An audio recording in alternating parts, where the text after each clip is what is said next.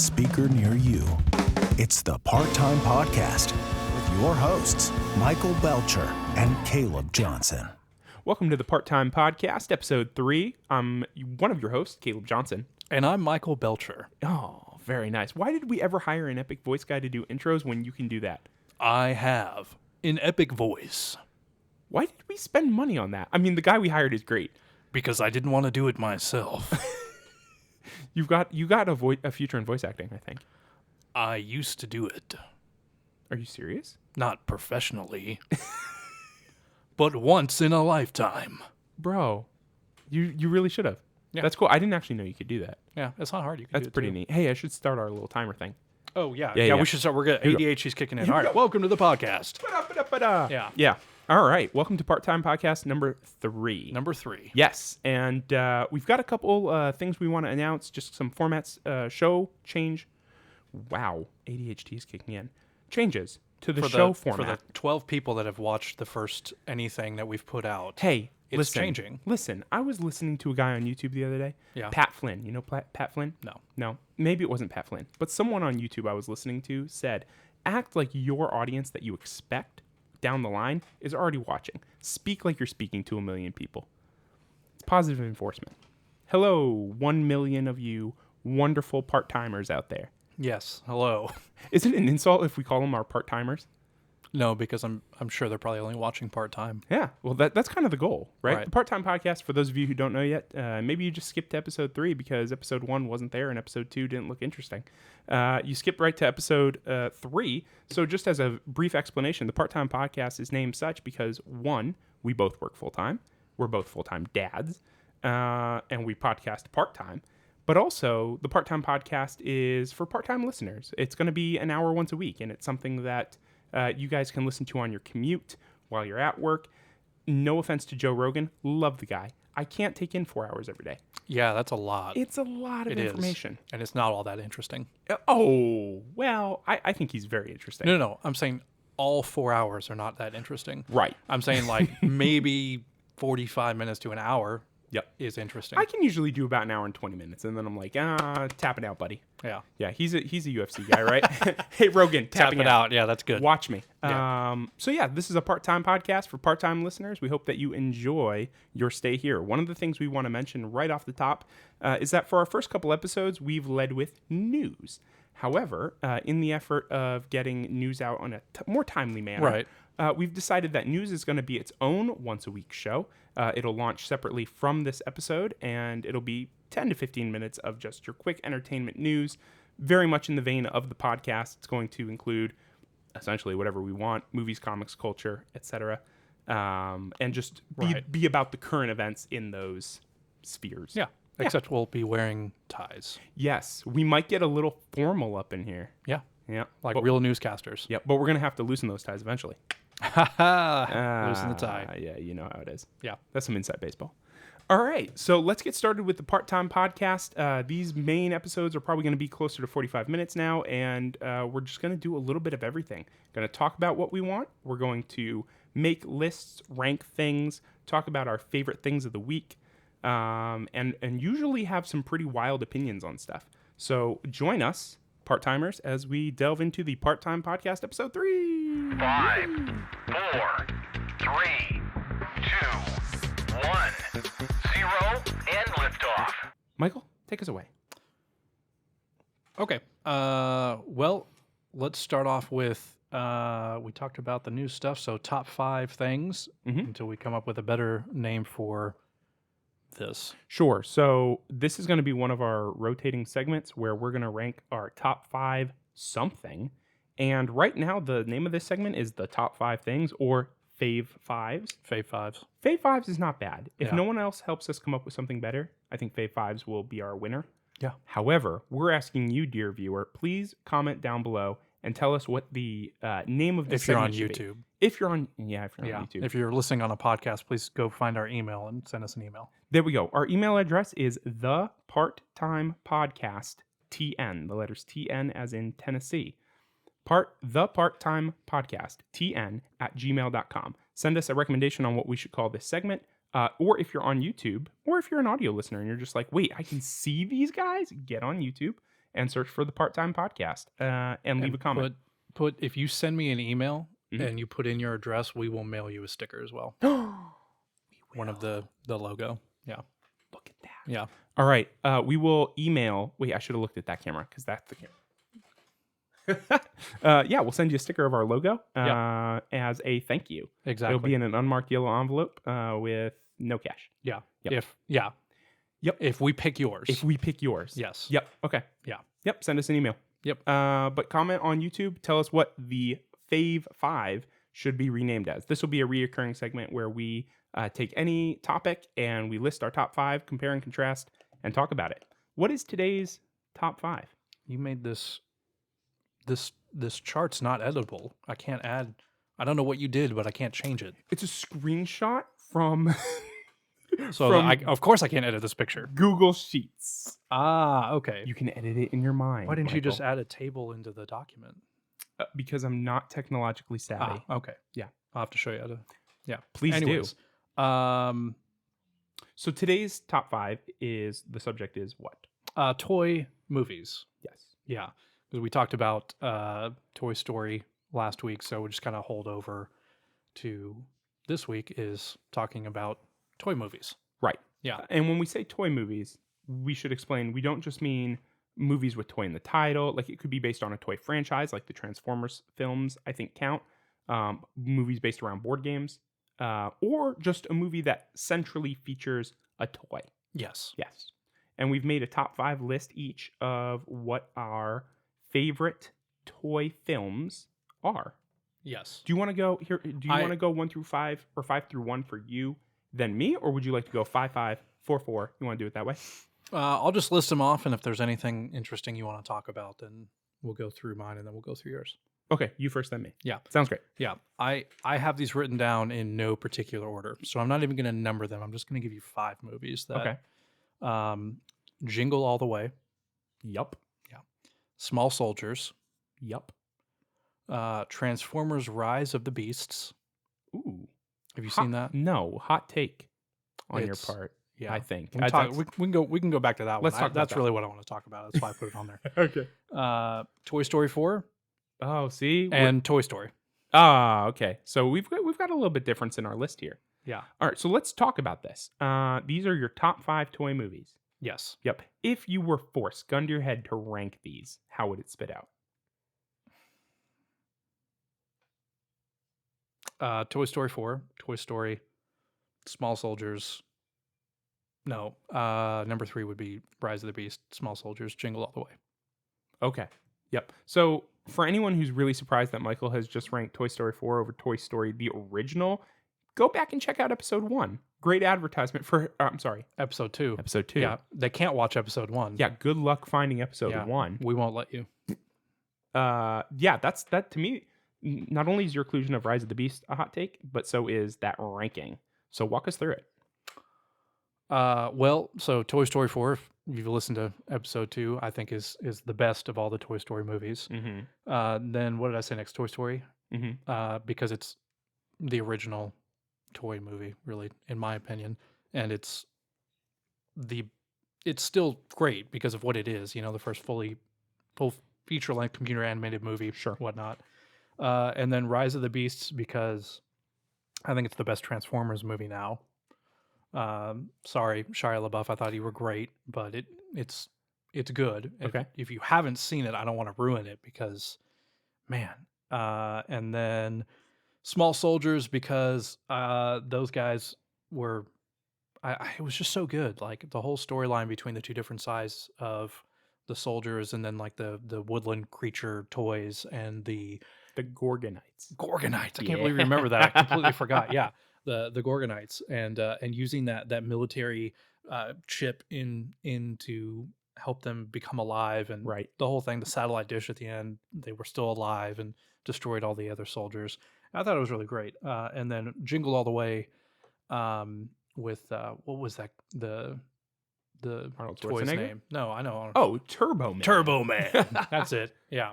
Yep. Yeah. I love Turbo Man. I do too. The ending, when I first saw that movie, and of course I was pretty young, but the ending when he ends up in the Turbo Man suit flying around, that did it for me. Yep. Yeah, it was great. I'm going to admit something. So I made a list of multiple movies, and I had to narrow my list down, but I was missing Jingle All the Way. I did not even, it didn't even occur to me. Yeah. And when you said it, I was like, I immediately went into my document. It was like, Eddie, add Jingle All the Way. No problem with that. Yeah.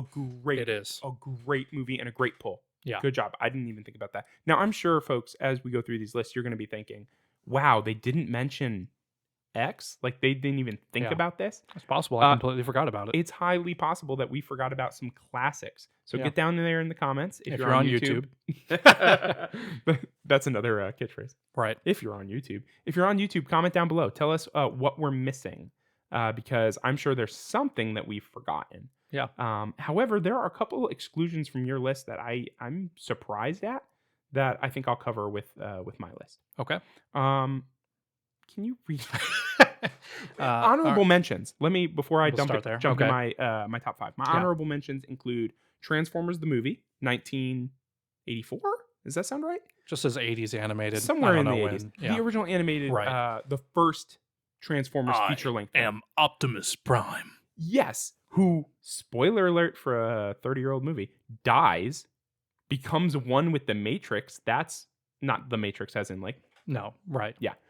Becomes one with the Autobot Matrix or something. Yeah. So like he dies, like after being a steadfast, like a bastion of the actual cartoon, he's gone. Also features a voice credit for Orson Welles as Omicron, like phoning it in, but still he's just like, I am Omicron. And you're just like, wow, losing your mind at this planet-eating transformer. It's just so excellent. So there's a one honorable mention. Another honorable mention is Transformers 2007, the original Shia LaBeouf one. I'm not saying it's a great film. I'm saying I thought it was perfect for 2007. Like it embodied that moment in time. The soundtrack, the Michael Bay isms, the real steel kind of like we're making Transformers films PG-13. Like right. It was the Camaro reveal. Yes. They you know that Chevy and I think it's a Paramount released Transformers. They timed that together. So like part of the release of the new Camaro, because it was gone and they brought it back at that point, was releasing it with that movie. So like the reveal of the next generation Camaro was Transformers. Oh. Yeah. I didn't know that. Yeah. Also, this is just the biggest product placement for GM you're ever going to see in your life. Right. But I mean, that's what it is. It's about cars. So they have to look cool. So that's an honorable mention. Did I have one more honorable mention? Life-sized. Disney Channel original movie, Life Size, starring Tyra Banks. You ever seen it? I don't think so. It's what the Barbie movie should have been. It's about a doll that comes to life and has to deal with the real world. And of course ends up falling in love with her owner's father, Tyra Banks, and this, dad. It's just very much Disney Channel original movie made for TV. Right. But it's like, if you had asked me what's Barbie about, like I would say, oh, it's going to be the plot of Life Size. And it clearly was not. But 2 stands on its own. It's not a bad movie. Moving on. That right there was for people of a certain age. Yeah. That reference. Starting with number 5, and I have ranked mine in order. Okay. Jumanji. Excellent. Robin Williams. Yeah. Just not much can be said about it. Scary for kids. I'll admit it. First time I saw it, I was probably just a tad too young. I probably wouldn't show that to my kids until they're 12, 13. No. I give an honorable mention to Zathura. Zathura. Yeah. Good shout out. Yeah. I like that honorable mention. I actually haven't seen that in such a long time, and I get it confused with Bridge to Terabithia. I think they came out at similar times. I don't remember. Go and watch it again. Zathura? Yeah. I It's will. probably better than you remember. It's like I think, in space, right? Yeah. Yeah. Yeah. I think it's better than most people give it credit for. You know what? I don't have a pen. I'm going to write that down, Zathura. I had a pen somewhere. It's fine. I have a bunch over there. So Jumanji, I just love. Thank you. Yeah. Zathura. Jumanji is just one of those films that I think is perennially great. It was revived with later sequels way down the line. I didn't include those because those are based on a video game, and in my opinion, that's a different list. Right. Video game films. Yeah. What's my number 4? Clue. I'm surprised this isn't on your list. Well, there's a reason. Okay. I don't think that it is it's very vulgar. As I got older and watched it again, and that's why I asked you the other day if you'd watched it recently. Like seeing it through a different lens now, it's just there's so much innuendo in it. Is it really? Yeah. I'm trying to remember. Man, am I a bad You have dad? the whole like French maid who's got her whole outfit on the whole time. Yeah, It's a lot. that's fair. Yeah. I'll have to go back and rewatch it. Yeah. Maybe I'm a bad dad. Did you let Oliver watch it? No. Okay, well then why are you a bad dad? Well, I don't know. I'm not wholesome enough. Maybe. Yeah. I just love Tim Curry. I really do. Yeah. Tim Curry's great. You ever see a movie called McHale's Navy? No. Bro, Tim Curry, that was the first time I ever saw him. Not one of his like major roles, but I just loved him from that very moment. And seeing Clue just made me laugh so hard. Yeah. When he's just like, I'm not screaming. All right, I'm screaming. And the thing falls and hits him in the head. That's pretty fun. Number 3. Jingle All the Way. There we go. Honestly, this was a tough one. It's only because of the existence of numbers 1 and 2 on my list, which I do remember, and I'll mention myself. It's only because those two even exist that Jingle All the Way is only number 3. It's one of my favorite holiday movies. It sits right up next to like Elf as one of my favorite holiday movies to watch every year. I think Arnold has underrated comedic chops. Yeah. I think he like, and to be fair, I say underrated, but like he was in Kindergarten Cop. He was in a bunch of funny stuff. Yeah. So like, to be fair, I think they realized he was funny. But Jingle All the Way every time just gets me. Like Ted and the reindeer, and I can't remember who plays Mom, but she's a great actress. And She's one of those like 90s movie moms that's in like a bunch of different things. I'm trying to remember her name. But also the moment that always makes me laugh is when he's in the very beginning, he's late for karate practice and he's on the phone with Mom and she's like, I love you. And he goes, and remember, you're my number 1 customer. And she's like, excuse me? And he gets so mad. Rita Wilson. Oh, okay. Rita Wilson. Yeah. Yep. She's great. Which also you've got Sinbad and Phil Hartman. Sinbad is my absolute favorite part. Remember when you could never do this today. When he's got the package, he's like, "This a bomb." Yeah, no, He's like, you couldn't do that. And it turns out to be a bomb. Remember? Yeah, it blows up. And he's like, how many people send a bomb by the mail every year? Yeah. That is subverting expectations properly. Yes. Yeah. Yep. It's a great film, and I thank you for mentioning it on your list. You're welcome. All right, number 2 for me is the Lego Movie. This is the one that I was surprised you did not have on your list. Really? I mean, it's good. I don't know. Maybe it just didn't resonate with me. Okay. I didn't play with Legos a lot as a kid. Okay. My parents didn't buy them for me, so I didn't get to like imagine in a Lego space. I thought it was really well done. Like as far as a movie, I thought it was well done. I happen to like these other ones more. Yeah. Like if it would be on a top 10 list. How about that? Okay. I can see that. Okay. For me, it's wildly highly ranked. And part of that reason is, I think, because of the expectation. Like, people similar to Barbie, people were like, how are they going to make a Lego movie? Like, what is that going to be about? You know what I mean? There's just this big question mark. And I think it came in and exceeded everyone's expectations. It was extremely funny. It was written by Lord and Miller, the writing pair. One of them's named Chris and one of them's name's Phil, and I don't remember which one's which. But they've written a ton of movies together. Chris Lord and Phil Miller. Mm-hmm. They've written a ton of movies together. I think they ended up doing the Lego Batman movie as well, which was a spin-off of the Lego movie. And they're just excellent writers. The jokes hit like every time for me. Will Arnett voices Batman, and it's exceptional. He's my second favorite voice of Batman after Kevin Conroy of the animated series. Will Arnett is my second favorite Batman because he exaggerates just enough. Every joke, from that movie for me is a hit. Some of the cameo voice appearances, Channing Tatum as Superman, very funny. Morgan Freeman, I think, is either Gandalf or I can't remember who he's a wizard. Maybe he's not actually Gandalf, but he's like one of those guys. It's just a very, very fun movie. It ends up being very touching. Vitruvius? Yeah, who's that? Vitruvius, that's how they say it. Never mind. He's not an actual franchise character. He's just a guy they made up. But he's a wizard in the movie. And then you've got Benny, the spaceman. There's just like a lot of funny. Do you remember the scene where they're like, I think this big corporation is bad. And he's like, how could they be bad? They make everything. Coffee, dishes, voting machines, all history books. and then I think he's like, wait a second.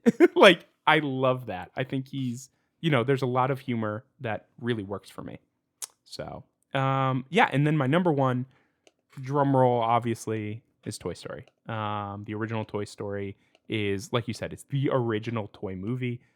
It still holds up visually, and I mean, obviously it looks dated, but it's not the worst. There's worse looking CGI in modern movies. I'm not talking about CGI though. What? I mean, I agree with you, but full computer animation,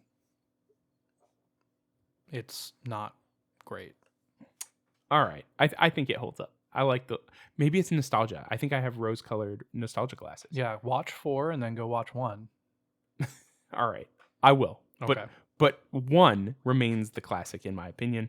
Obviously, incredible voice talent and some really great, like, I don't know, it meant something. You know what I mean? There was a time when Pixar made movies that really felt like emotionally resonant. Yeah. And you connected Which with. we've talked about. We have. Yeah. And I think that that's their both their first and in some ways their pinnacle.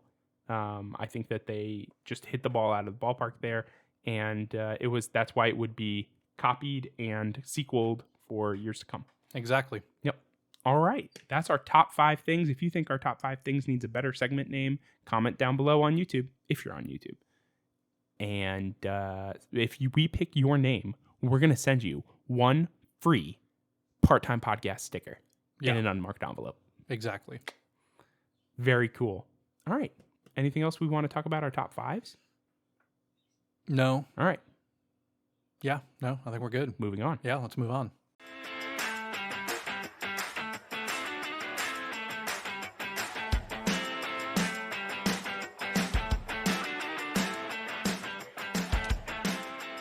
Welcome to our next segment. This is the main topic of the week. Yeah. And if you think that name sucks, then if you're on YouTube, comment down below and tell us what you think our main topic of the week should be. The name, not the topic itself. The name of the They segment, can right? suggest topics. Oh, I yeah, mean, you could suggest you topics. can if you Yeah, want. that's fine. No pressure on our end to accept your topics, but we are looking for a name. Yes. Really all of our segments. And as you watch our first few episodes here, you're going to notice that there are some names of segments that just don't really, there's not a ton of thought put into them. We fully admit we're working on it, but we'd like to see our notes compared to your notes. So if you're on YouTube, comment down below, tell us what you think the main topic of the week should be. It's going to be hard because we are all over the place. Right. So it's got to be entertaining, but also generic enough that if it was talking about a movie, a comic book, we were doing a film review, like it's the big segment. I feel like we're going to get some of those mixed segment faces, stuff like that. Bodie McBook face. Bodie McBoface. Yeah. Yeah. Segment, mixed segment. Yeah. Yeah. Face. Yeah. I like it. Well, all right. We'll add that to the list. All right. Why don't we go ahead and get started? Okay. What's today's main segment, Michael? Okay. I want to talk about your favorite underrated movie or guilty pleasure movie. Why you think it's good, despite many people thinking it's not, and why you just don't understand it's not more popular. Sure. Yeah. I think that's a great topic. And knowing the both of us, I think we can talk about this for a little while. Oh, yeah. Do you have one in mind? Is there something that I you do. really... You do. And I'm seeing the notes here. I just saw yours, and I haven't seen it, so I'm kind of not surprised that it's one that... I have one or the other. I'm going to go one of two ways. I'll maybe mention both, but have you seen either? Oh, I've seen the second one, but Okay. I would argue it's not underrated. Really? Yeah. Okay. That's funny because I think if one of those two is underrated, it's the second one. The first one might just be out of people's memories. But we're getting ahead of ourselves. Okay. Michael, Yeah. why don't you hit us? Sky Captain in the World of Tomorrow. That's, first of all, a deep pull. Yeah. Second of all, I've never seen it. But I know I've seen the cover art.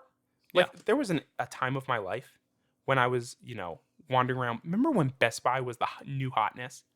Remember Yes. Best Buy? And people were like, I'm going to Best Buy. Like, I loved to go to Best Buy as a kid. And I can still remember standing in a Best Buy in Manchester, Connecticut, looking at a rack, and it had Sky Captain, like, box art, and it had, like, Jude Law in a leather jacket. And I was Yeah. like, this looks like the coolest thing in the whole world. And I never saw it.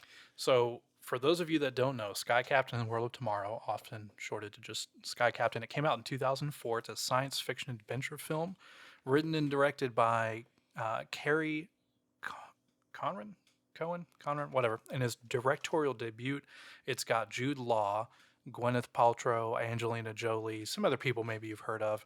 The director actually spent 4 years making this black and white teaser using blue screen in his living room and his Macintosh 2 in order to get this thing set up to then get funding for it. And Wow. it's super underrated because I think not a lot of people really understood what it was. Maybe the advertising wasn't really that great for it, and it has that like noir kind of look to it. But if you sit down and watch it, man, it's a great movie. Really? Oh yeah. So, I mean, is it just looking at it, what I would expect is very, like, pulpy? Does it, like, take place in that, like, 30s, 40s kind of, like, alternate history US, or what is it? So I believe it takes place in like the 40s. Okay. And basically the kind of like World War II kind of era New York. I think it's actually after World War II because Sky Captain is actually a pilot, and I think he's flying around in a Mustang, a P-51, P-52 Mustang. Uh-huh. And it starts off with these robots just like show up in New York and start walking down the street, and they're like 6-7 stories tall. And Gwyneth Paltrow's character, Polly, is like trying to take a picture of him. She's running across the street. Mhm. And they call in Sky Captain to go in and try to like take down these Is this the dude's giant name? robots. Is his name, like, Sky Captain? Or No. is that kind of like his that's handle? that's his that's like his handle. Sure. Yeah. So they call him Sky Captain. Is he a superhero? Not superhero, but you know what I mean? Like a vigilante, like he's just like a pro pilot guy. He's just like an amazing pilot, and he has like a guy behind him, like a tech guy that like outfits his plane with all sorts of different gadgets and stuff, and like little upgrades. And there's a helicarrier before Marvel ever had one. Sure. Captained by Angelina Jolie. Yep. Is she the bad guy? No. Okay. No. The bad guy is the guy that's made these robots, that's sending them out to go harvest different components around the world, and use them for his end goal that you kind of find out through the course of the movie. Sure. No Yeah. spoilers here. No, I'm trying to be careful with That what I sounds pretty say. cool. Well, I'm glad because I'm very interested in this. This is intriguing to me. It's a movie that I legitimately have not thought about in years. And it's a really great pull because I'm going to go to my local library because it seems like the kind of movie that a library might have on DVD, doesn't it? Totally. Yes. Yeah, they would totally have it. I got to go check that out. What else about Sky Captain? I think it's got a pretty good ending to it too. Okay. You kind of go through this whole movie. I think they talk about the main villain in the movie through the course of it, Mhm. and you get to the end, and there's kind of a good subversion of who you think the villain is, Oh. and actually what's going on. Interesting. Yeah, and how they're able to save the day. Plot twist. It's Sky Captain. He's the bad guy, right? Oh gosh. Well, I'll have to go watch it. You'll have to go watch it. I'll have to go I check can it out. neither confirm nor deny. Are I won't you reveal. are you a Jude Law guy? Do you like his acting? Yeah, I think he's usually good Mhm. when he gets good directors and good scripts. Mhm. Like in Marvel. Yep. Captain Marvel. Captain Marvel. No. You know Yeah. what? I agree. No, and he was still my favorite part of that movie. I just like him as an actor. Yeah. You know what I really love is the Sherlock Holmes films. Oh The Robert Downey yeah. That's perfect. He's Perfect an example. excellent yeah. Watson. Not that he couldn't be the main star, but like it kind of having them as like this duo. You know what I mean? Yeah. And I actually like, even though I know that those are Robert Downey Jr. You know, you would call the main character or the main star. I do feel like both of those films did a good job at like elevating Watson and kind of making it like a co-lead. movie. Exactly. I thought he was excellent in those. And to be honest, like, he is one of my favorite actors.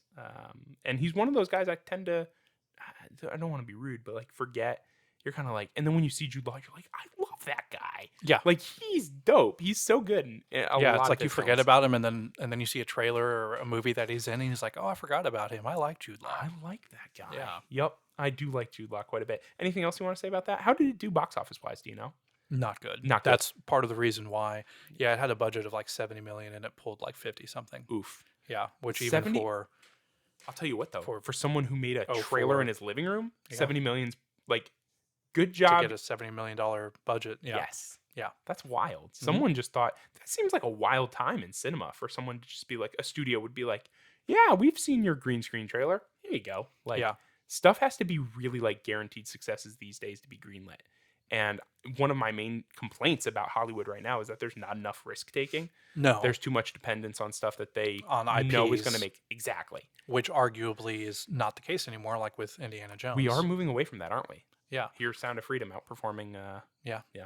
That's a good point. And Mission Impossible. Yep. Yeah. Pretty crazy. Anything else about Sky Captain? You've already It's- sold me on it. Like, I gotta yeah. go watch it. I mean, I think a lot of the times, it's a good like good popcorn adventure movie. Okay. I think a lot of people sometimes nowadays go into movies expecting them to completely change their life, and that's not the case. It's just a fun movie you go in and enjoy. Nothing really complicated. Some cool surprises. Can I throw something out there? Yeah. Do you think that people tend to think that way these days because the price of movie tickets has gone up so high? They're like, do people How much feel? is a matinee movie ticket now? Like $8 to $10? Yeah, matinee, I guess. I'm How thinking much like is- Friday prime time is probably 14, 15. Is it really that much? I think it is. I don't think so. I think you don't know because you've got Super Unlimited, Super Duper, That's true. and you're a superhero, and you don't even know. Because last time I saw a movie, I saw John Wick 4, and I know that was a while ago, and I paid $14. Yeah, for Did you see it in any special I did format not. though? nope.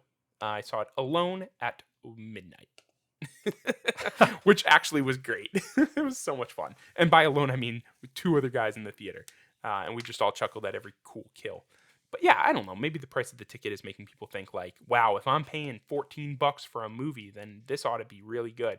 And there's less appeal to a popcorn flick, if you will. I don't like the term turn your brain off. I've heard people say that. I prefer to call them a popcorn film or popcorn movie. But then again, I get popcorn with every movie. Okay, so I mean, yeah, it looks like about $15 Hmm. for $15 for a ticket. So Not surprised. I don't know. Mind you, $10 for popcorn. Yeah, Yeah. I mean, part of it may be a money thing for most people, but I don't really think that's it. Mhm. Because last year you had Top Gun Maverick came out and it's up to $1.5 billion now. Mm. And I don't think it was like every weekend it broke some record basically, it seemed like. And I don't think it's a money thing for people Mhm. because if you look at all of these movies, even though they aren't, breaking records, Mhm. they aren't like the Disney movies that are coming out, they aren't making all of their money back. I mean, there's still $300 million. There's still $450 million, I think, that Indiana Jones is up to. People are still going out there and spending that money. Mhm. It's just, do they want to see that movie or not? Right. And the answer is no. They don't want to as popular as other movies. I don't think it really comes down to the price. So you think that a popcorn movie, if you will, could potentially eat, like, ticket prices won't affect that like it might, because, like, for instance, like Oppenheimer, right? Right. I get paying $15 because I'm going to be there 3 hours, and it's Nolan, like, it looks life changing. You know what I mean? So Right. like, I get that versus, oh, this movie's going to be an hour and 45 minutes, and it's just going to be about who knows what cars. Right. But, well, so Christopher Nolan, an established director, I think this is like 10th or 11th. I can't remember how many movies he's up to. Something like that. Yeah, he's very popular, but I would argue it's not like he's not a huge like intellectual property that pull is people that know Christopher Nolan's work. Mm-hmm. Wes Anderson's the same way. Wes Anderson's the same way, yeah. Which I'm a new Wes Anderson fan. Welcome to the club. Yeah. But if you look at so Barbie, Mhm. it has an existing toy behind it, but there is not any other movie, no real live action movie Sure. in recent history of Barbie to tie it to anything. Worldwide, it's done $811 million, and domestically, it's done $381 million, and that is in what, over 2 weeks. Mm-hmm. So I don't think it has. It's if it's a movie people want to see, they're going to go pay the money to see it. If not, then no, they're just going to wait. Right. Yeah. Okay. Sky Captain and the World of Tomorrow. Yes. Adding to the list. Yeah. I'll report back. But also, word of mouth is very, very strong now. Yes, absolutely. Which is why I expected Barbie to tank week 2. It turns out did pretty well. So Right. Who am I? I'm no expert over here. No, Cool. not yet. I'm working on it. Okay, so what do you want to talk about?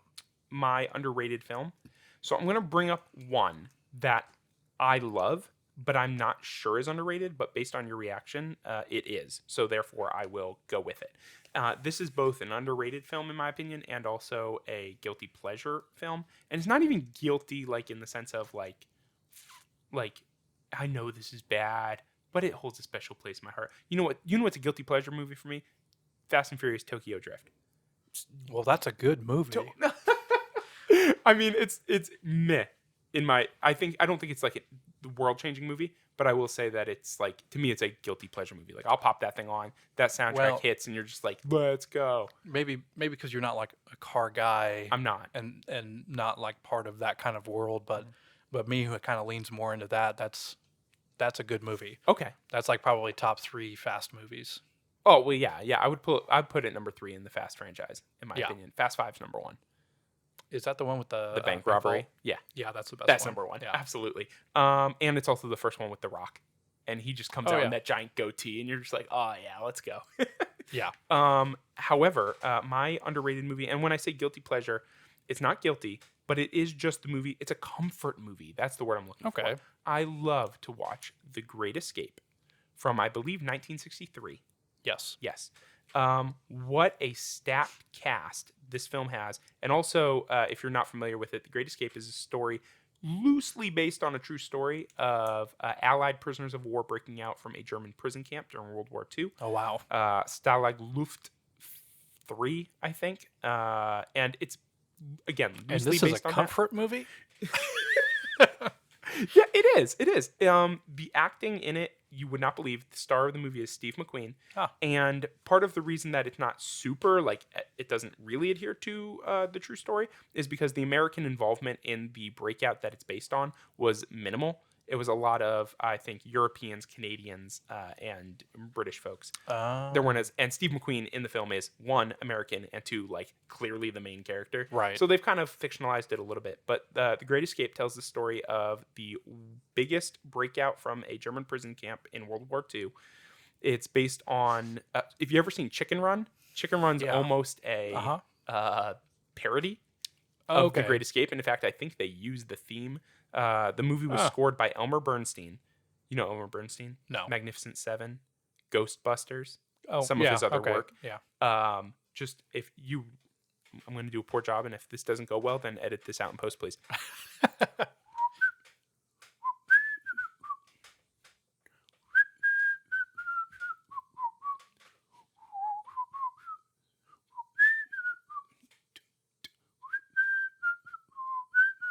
You ever heard that theme? What is that That's from? The Great Escape. Okay. Yes. Well, That probably went poorly, is based on your reaction. The Great Escape features Steve McQueen, James Coburn, James Garner, Henry Fonda, Donald Pleasance. Like, it's just an all-star cast of the time, and they all play to their type, I guess. They are a little bit typecast, but it's just like in the very best way.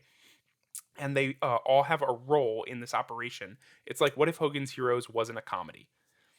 And they each have a role in the prison breakout. There's the people, the Tunnel King, Henry Fonda, who has to... right. Yeah. No. Wow, I said Henry Fonda. Charles Bronson. Oh. Henry Fonda was Charles Bronson's co-star in Once Upon a Time in the West. Charles Bronson. Charles Bronson. Excellent. He plays the Tunnel King, who, it turns out, he's claustrophobic. Oh, Yeah, but he's built like 17 tunnels out of prison camps. my gosh. And at the end, during the escape, like, spoiler alert, begins to freak out and has to be like helped along the way. They have the forger, Blythe, who's played by Donald Pleasance of James Bond fame. You know, Donald Pleasance, like, hello, Mr. Bond. Yeah. He is the forger, so he's doing all their fake documents. He starts going blind in the film. Like, it's just this incredible, and it's capped off by an incredible escape sequence where they are under pressure. Not everyone gets to escape in time. The Germans see them, and then there's this big chase sequence basically through all of Europe where the Germans are trying to hunt them down for like the last 10 minutes. And it doesn't have a happy ending. I will tell you that. Again, this is a comfort Yes! movie. Every time I was sick as a kid, this is what I wanted to watch. Okay. It's probably getting close to 3 Like, hours long, and it's- it's just so good. Like you're going through something bad. If you watch people going through something worse, you feel better. I think you're really putting this on me here. I am. All right, the other option, and you think it's not underrated, is Yeah. Scott Pilgrim versus the World. Yeah. I think that's. I don't know a lot of people who like that movie. I love it. I don't know. Most everybody, I've probably watched that movie like 100 times. Really? Yeah. I've probably seen it a solid 10, which is a lot for me. Right. Yeah. That movie's so funny. It's a great combination of adherence to the manga as well as the direction of what's his name? Edgar Wright. Edgar Wright. Like that perfect like visual jokes. He tells jokes in a visual style. It's so good. Yeah, that's what's phenomenal about that movie is the visual storytelling behind it, which Yes. goes back to the To the manga. Yeah. Yeah. There's a scene where I think not Ramona. Someone shows up at the door. Maybe it's Knives. it's Knives Chow. Knives Yeah. shows up. You know the scene Yeah, I'm talking and about. he jumps out the window. Yeah. Yeah. The camera's here. Is And Scott here? And he like pulls the door in. he shuts the door, and then Scott behind him dives through a second-story window, and the camera shifts just so you can see the window, so you can see Scott dive out. And as soon as you hear the glass shatter, he's like, he just left. Yeah.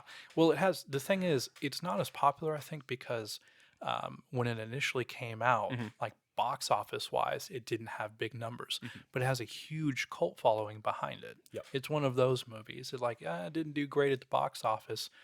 But I think that's because they didn't promote it well enough. Right. But it's done really great afterwards because of people like us who've watched it a whole bunch, and then we tell other people, hey, you need to watch this movie. I'm sure DVD sales for that are way up. Oh, I yeah, bet I'm people are sure. like, oh my gosh, this is so funny. Like, people who like that style are all about it. If you like Edgar Wright, if you like weird kind of comic sort of based movies, it's hard to describe. Everyone's got to see that movie at least once. But okay, I guess that one's not underrated. No. So for me, it's The Great Escape. Okay. 100%. Depressing. And like, honestly, there's humor throughout the film. It's just that the ending, you're like, oh yeah, I forgot that this is how it ends. Excellent. One of the greatest stunts of all time, by the way, Steve McQueen, and you've seen it for sure in any like MGM, Metro Golden Mayer or whatever it's called. Like all of their stuff features this scene, and it's this shot of Steve McQueen, and there's this huge fence of the German-Austrian border, and he rides his motorcycle up this hill, and he's trying to jump over this barbed wire fence to cross into Austria to escape. And you'll see what happens. If I ever watch it. Oh! I'll watch it. I'm gonna watch Sky Captain and Zathura. You've Okay. got to put The Great Escape on your list. You've All right, really I'll never put seen on. it. No. Wow. Well, maybe I have. I'll just let you don't borrow remember. it. I have it on DVD. Fantastic. Do you have a DVD player? Yeah. Cool. That's it. All right. Thanks for checking out the most underrated movies, and now on to our next segment. Time to close this up. Time to wrap it up. Yeah. We're going to do our last segment of the show, which is our, I almost said daily, but weekly Bible passage. Yeah. Yeah. Go ahead. Okay. It's Luke 6, verse 27 through 28. But I say unto you, which hear, love your enemies, do good to them which hate you, bless them that curse you, and pray for them which despitefully use you. Yeah. I thought this was a good addendum to episode 2. Episode 2, we had the passage in Hebrews that speaks about treating, essentially, boiled Be down. not forgetful to entertain strangers, for in doing so some have entertained angels unawares. See, this guy is a Bible scholar, ladies and gentlemen. Yeah. We talked about how that means treat everyone like an angel, Yeah. right? To ensure that even when you meet Does fit. strangers. Yeah. And this is kind of, in my opinion, this is the next step, which is don't just love strangers, love your enemies. Right. Yeah. Which is harder. which is way harder. You know what's funny? When I was growing up, like obviously I was a movie guy, and I always thought like one day in my life I would have like an arch nemesis. Not that it's a good thing, but I just like I guess I just thought like all of my That's favorite, how life works. all of my Yeah. favorite films had heroes, and I Mhm. was like, well, clearly that's me. So Right. I'm gonna and really when you grow up, I can't think of anyone in my mind that I'm like they're my enemy. I wouldn't use that word, but I have people in my life who I have to be more conscious about loving and treating right? Yeah. And the Bible says right here, to those who despitefully use you.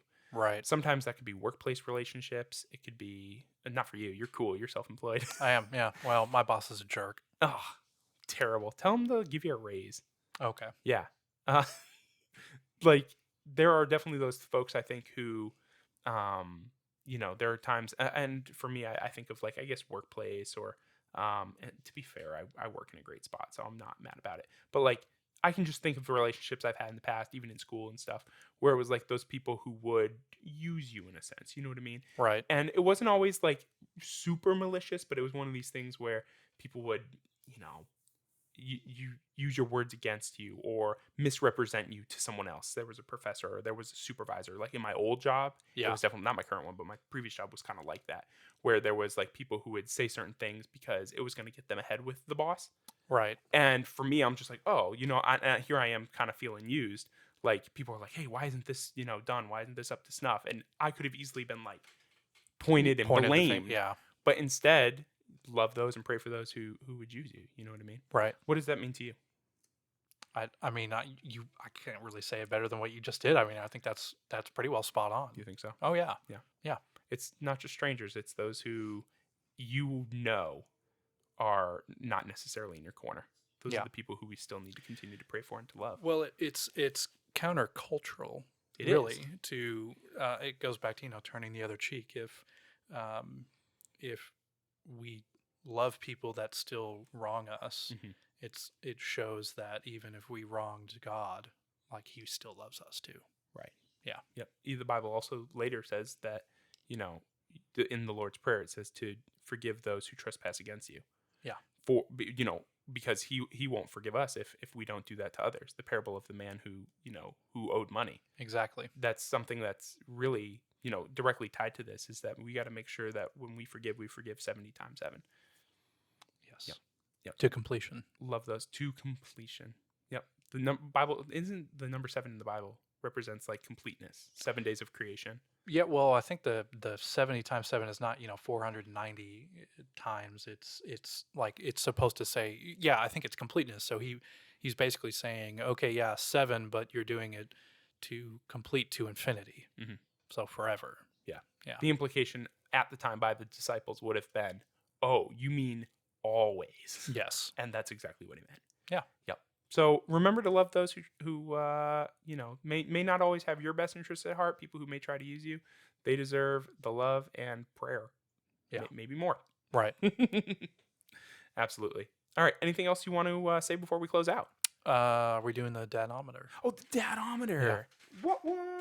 Michael has really upped our production value here with the danometer. Look at that, ladies and gentlemen. I had some time. I thought I think it looks great. Yeah. For those of you who don't know, I forgot to re-put the one on there. I think the markers are over there. they sure are. Yeah. The datometer, for those of you who are not yet familiar, or this is your first episode of viewing, the datometer is our meter. Essentially, it's at what age would we be cool with our sons watching the content or consuming the content, not just watching whatever it is that we talk about that day. How appropriate is it for a child age 0 to 18? We don't do a lot of R-rated movies around here. We don't tend to consume that content, so we don't talk about it as much. But on a scale of 0 to 18, what's appropriate and what's not? And what was our main thing today we talked about? I think we talked about Sky Captain and The Great Escape. Yeah, but well, I mean, we could do those. It's not one we both seen though. I was thinking more like Jingle All the Way. We talked about it quite a bit. Let's do it. Jingle Okay. All the Way. How appropriate is Jingle All the Way on a scale of 1 to 18 for our kids? It has been a while since I've seen that movie. I've seen it fairly recently. Yeah. Why don't you start? The only I'll things hold that this are here. really inappropriate that I remember is there's a couple comments from the next door neighbor who has a huge crush on Arnold Schwarzenegger's Yeah, wife. there's a whole like he's trying to like have an affair with her kind of subplot. Yes. Yeah. And none of it is like overt. There's no like he doesn't like force himself on her, like none of that weird Right. stuff. But there is a few comments where it's like, you know what I mean? Like he names the reindeer Ted, which is his name. And I won't repeat it, but there's like one line where he's like, "Where's your mom?" And he like says something that's like, it sounds suggestive, but that's about the most suggestive thing in the film. There's not a ton of like sexual content. In fact, I really don't think there's any. It's very funny slapstick humor. Arnold falls into a ball pit with a bunch of toddlers, and he's like trying to find like the bingo ball. Right. It's like a ball with a So number he on can it. get the So he Turbo can Man. get the Turbo yeah. Man, but it's in a ball pit in the Mall of America, and he's just like, ah! Yeah. like Fighting them. that's just the kind of level of humor here. There is some portrayal of drinking. Yeah, that's what I was about to say. Sinbad's that. probably Yeah. an alcoholic. Yeah. But overall, I saw this movie for the first time when I was probably 8, and maybe I'm misremembering, but like I didn't think it was all that bad. I might put this at like I'd say like draw the line. Draw the line for For the me? viewers at home for me. Here's that aren't on the podcast. for anyone who's on YouTube. I'm going straight up on the dadometer. I'm going to say 9 years old. Okay. I think that's perfectly fine. I know some 9 and 10-year-old kids, and I think that they would actually really appreciate it. I don't think there's any language. That's the other thing that I'm trying to remember, but I really can't remember. I don't think there's Yeah. almost any. I know it's rated PG. It just depends on when PG. Yeah. What would you say? I'm gonna go a little higher. I'm gonna say 12. Are you really? Yeah. For what reasons? Basically the things that you just listed, just some of the more mature sub themes in the movie Sure. that may some child who may not have ever been subjected to any of that stuff may not really understand it, Okay. or be able to process it that well. And I think a little bit older, you can kind of maybe pick apart things that are still, good or not good, to not allow them to influence you in your life. Sure. Yeah. Yep. I think I'm a bad dad again. I'm just teasing. Yeah. Also, there's definitely a theme of like being there for your kids. Like in the beginning, Arnold is not a great dad. He's Right. never home. And he goes to great lengths to prove his love for this kid by getting him the Turbo Man doll. But at the end of the day, like he has to don the Turbo Man suit himself. And that's all the kid wanted. He was just like, my dad's a superhero. And My he dad's just wanted. here for me finally after never showing up. Yep. And then hopefully things went well from there, and he worked a lot less. Somehow I feel like no. But we can imagine. Wasn't there a Jingle All the Way too? I don't think it had Arnold. I don't know. Let's see. Well, If there is, you're about to blow my mind. Yeah. Can I say one more thing about Jingle All the Way? Yeah, well, I'm The looking this up. Big Show from WWE plays Santa Claus. And he decks Arnold. Yeah, it came out in 2014. Wow, so way later. Yes. Yep. And no Arnold? It stars Larry the Cable Guy. I don't think I want to see that movie. No, neither do I. Not I'm good to go. Yeah, don't go watch it. If you've seen it, leave a comment on YouTube and let us know if it was any good. Yep.